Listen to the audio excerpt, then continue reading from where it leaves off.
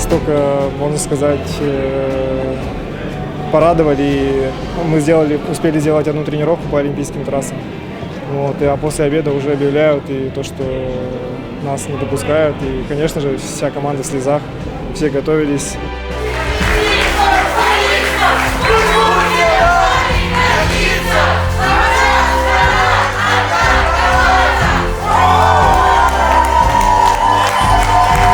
Кто-то из них готовился 4 года, а кто-то из них и 8 лет, потому что, вы же помните, нас в 2018 году уже не допускали на Паралимпиаду.